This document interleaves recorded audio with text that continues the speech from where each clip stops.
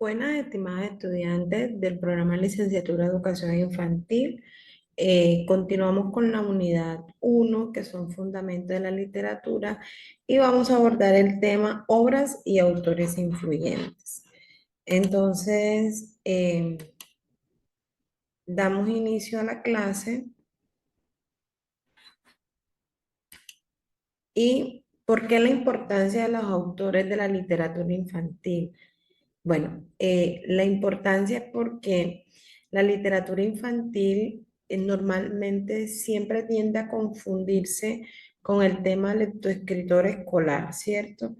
Entonces es muy importante que ustedes como docentes y los familiares de los niños conozcan a ciencia cierta qué es la literatura infantil, cuáles son sus obras más importantes, por qué existe este género literario, pero sobre todo cuáles se caracterizan por tener grandes aportes en conocimiento y en las habilidades para los niños y las niñas.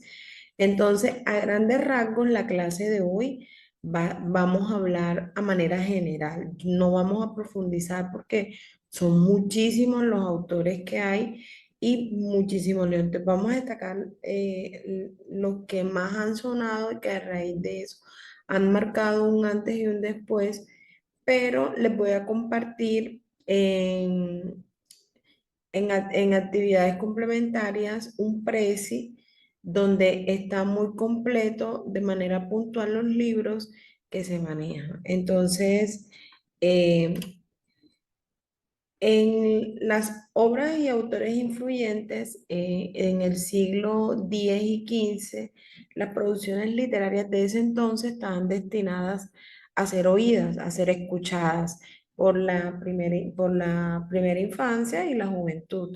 Recuerden que cuando hablábamos de la historia de la literatura infantil, eh, estos se da el origen, es como en las plazas, en los mercados, en los centros, donde normalmente relataban anécdotas, chistes, pero era muy cautivado por el público infantil.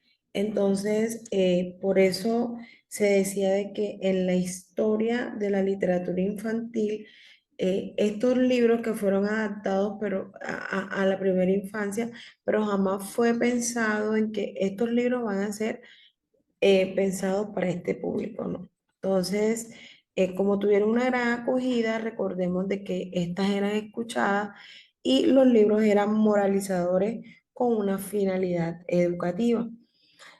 Aquí las obras y los autores más representativos de este estilo en ese tiempo fueron Ars Purilis con Raimundo Lulio en 1231 y 1315, el libro de Calila Edimma, el Conde Lucanor y el libro de Patronio de Don Juan Manuel, los proverbios de la gloriosa doctrina y fructuosa doctrina del Marqués de Santillana.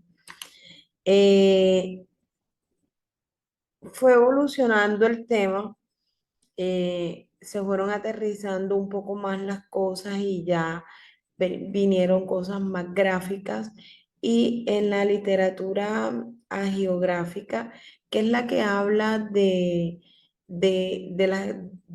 temas como de santos, espirituales y de caballería, la función era principalmente lúdica y moralizadora. Aquí se hablaba más que todo de la parte moral. Se encontraban también fábulas y romances y las cartillas de catecismo y catones cuya finalidad era puramente instructiva, que era lo que se iba a hacer. Aquí vemos unos ejemplos de lo que se daba en ese entonces con las imágenes. Eh, Vemos entonces que durante el Renacimiento y la época barroca del siglo XVI y del siglo XVII se comienzan a surgir la necesidad de adoptar el lenguaje a nivel infantil. Entonces, ya se vio como un cambio de percepción de la concepción filosófica del niño y de la niña, y aquí empieza a considerarse al adulto por llegar, ¿cierto? Entonces ya se está teniendo en cuenta en esta época a la primera infancia y creando unos ejemplares para esta población. Entonces se destacan las obras religiosas y las fábulas como La educación de la mujer cristiana de Lorenzo Palmeiro y Fabulario de Sebastián May. Para, para este tiempo entonces empieza a aparecer el interés del mundo y aparecen las hadas. Entonces vemos a los autores como uno de los cuentos o Pentamerón de Gian Battista, que sería este libro, y los cuentos de mi madre la Oca, aquí está, de Charles Perrault, y los cuentos de hadas de Met Dauloni. Estas obras tenían un carácter satírico y moralizador.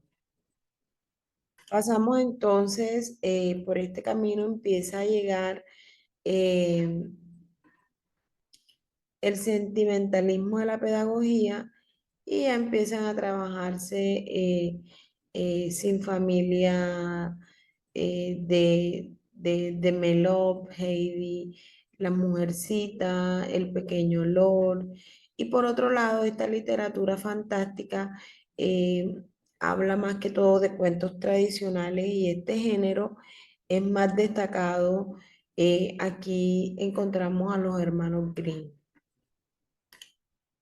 Pasamos entonces al siglo XX y aquí se empiezan a asistir la expansión y el desarrollo de la literatura fantástica y se empiezan a destacar Peter Pan, el Doctor Dolittle, Tarzán, la abeja Maya, Capitán Blow, Bambi y todas estas historias que ya empezamos a conocer porque ya están como más de la época de nosotros.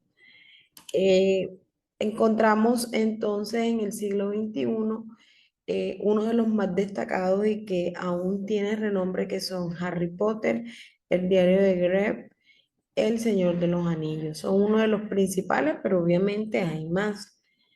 Para los autores destacados en Colombia, encontramos a Rafael Pombo con cuentos de fábulas y poesías, Rin Rin Renacuajo, La pobre viejecita, eh, el renacuajo paseador, La gallina y el cerdo. En Celso Román encontramos las cosas de la casa, El puente está quebrado, Rogelio y la Balbosa, entre otras, y Yolanda Reyes, El libro que canta, Jairo Aníbal Niño, La alegría de querer, La hermana del principito, Dalia y Zarcir, entre otros. Entonces, son los autores más representativos e influyentes en la literatura infantil. Entonces, nos vemos en una próxima sesión.